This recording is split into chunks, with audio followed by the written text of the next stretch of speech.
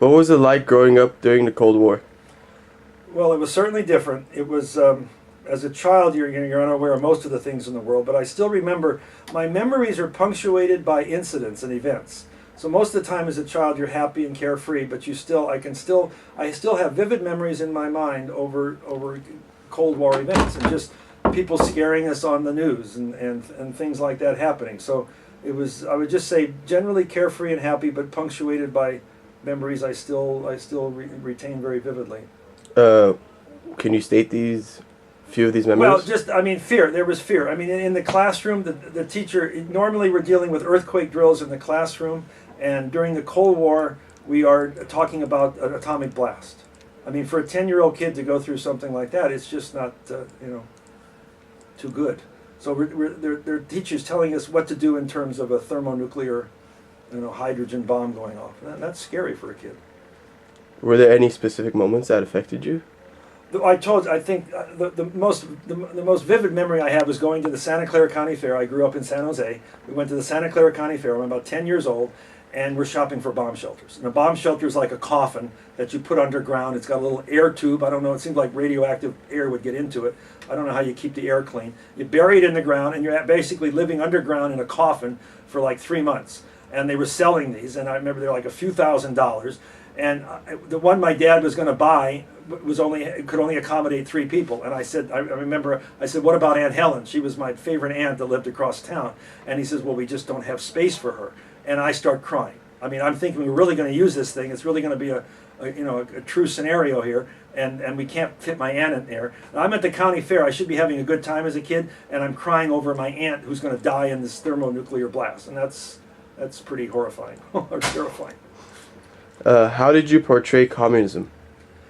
Did I portray it, or was it portrayed to me? Or how was it portrayed to you? Well, yeah, it was just portrayed as an evil force trying to spread over and conquer the world, and we were just so afraid of it. I mean, it was the #1 evil in our life, I guess, more than any individual or anything else. Worse than disease. We put it, I think the spread of communism was just anathema to everybody, and just fearful. And every day you're just worried about another country being taken over by communism.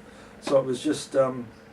I mean, China becomes communist, and then Vietnam becomes communist, and North Korea becomes communist. And they told us about the domino principle, that just one country after another would keep going. And we had this idea that communism was monolithic, which means that all the communists shared the same beliefs and ideas and values and goals, and the same ideology. And that was not true at all. Communism was very different in every country. Chinese communism was very different. We didn't know that at the time. And we thought it was going to be a big block of countries, opposing freedom and liberty. So we were scared to death, and we did everything we could, I guess, as a country to stop it. It was the whole Cold War was the Soviet Union and the United States in a big competition for the hearts and minds of countries and people. So who was portrayed as the aggressor to you? Well, obviously the communists were. At that time, Khrushchev was the leader in the 50s, I remember, and he went to the United Nations and took his shoe off in the United Nations, pounded it on the desk, said, "We will bury you."